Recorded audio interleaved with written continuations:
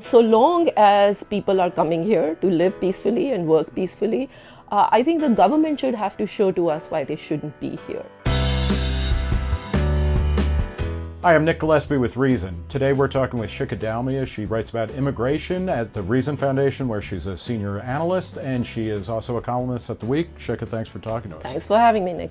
Trump is elected. Immigration, huge element of his appeal. How bad is his immigration plan for America? In living memory, we can't think of another candidate who's been quite this bad.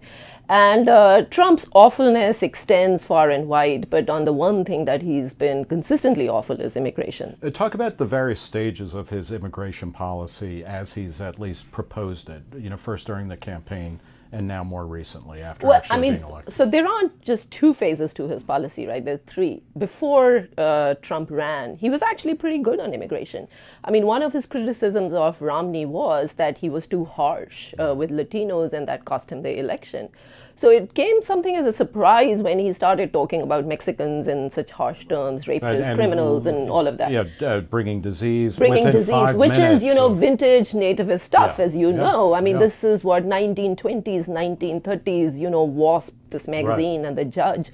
I mean, this is what their slam against immigrants was. So he went from being, we should be welcoming to immigrants, and particularly the laboring class. Right. Now he's against all Mexicans, and then what's the third stage? So now he has Jeff Sessions, Republican senator from Alabama, on his team, who's always been bad on immigration. There is no form of immigration he actually likes. He wants to cut back on whether it's family, whether it's employment, whether it's low-skilled, whether it's high-skilled. And, the one sacrosanct piece of immigration that all Republicans to date have supported is high-skilled immigration. The high-skilled immigrants good, low-skilled immigrants bad. That's been kind of like a perennial Republican theme. He wants to change that. He actually recently proposed even scrapping the H-1B program, which has been the big source of high-skilled immigrants to this country.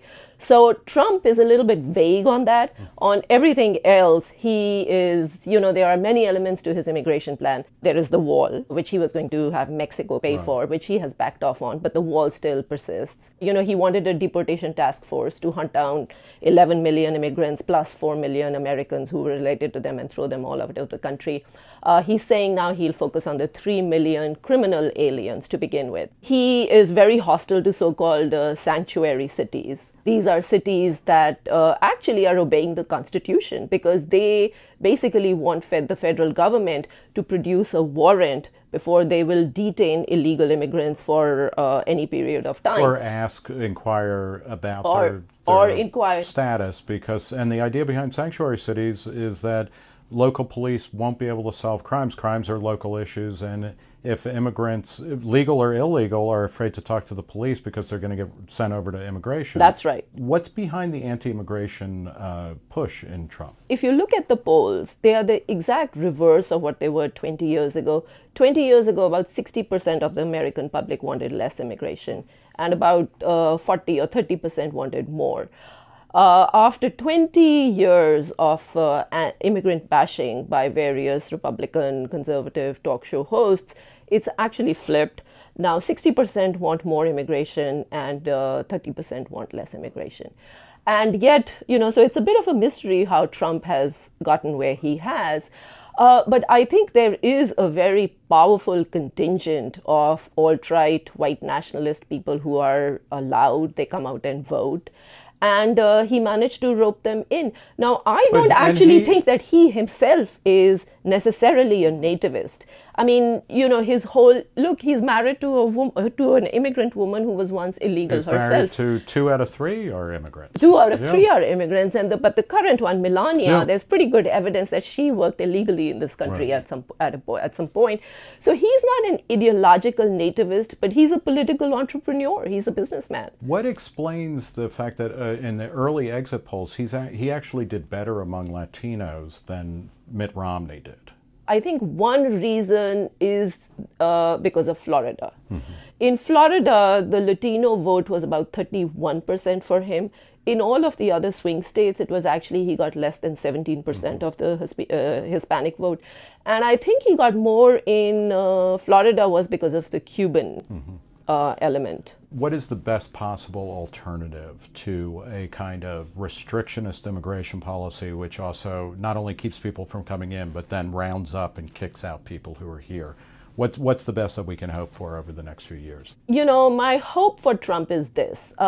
If I were advising him, what I would say to him is, okay, you know, you want to secure America's borders. I mean, that's his central promise, right? Let's just tweak the way you're going to do it.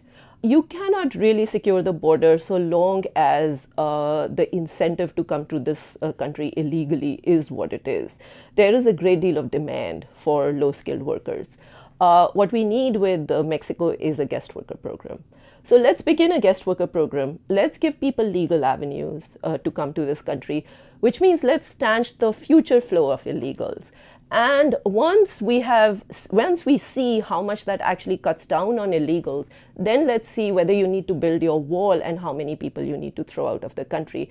So don't give up on your promise, but at least reprioritize it and start with something that's likely to work rather than something that's not likely to work. And so that's if you're advising Trump. If you could write immigration policy, you know, on a clean sheet of paper, what would it be? I am in favor of very liberal immigration policies. I think anyone who comes to this country, if they have a job or if they are here to join an American, it is because some American wants them here.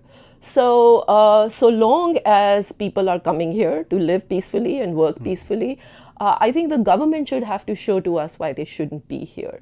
Right now, the presumption is the other way around. Americans have to show to the government why they should bring somebody here.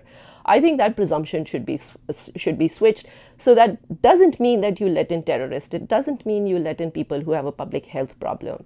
You let in people, the government does proper scrutiny, but you don't have a blanket ban on people coming into the country, which is the policy that we effectively have right now. Well, thank you. We'll leave it there. We've been talking with Shikha Dalmia. She's a senior fellow at Reason Foundation, and she is also a columnist at The Week. Shikha, thanks for talking to us. Thanks for having me. For Reason, I'm Nick Gillespie.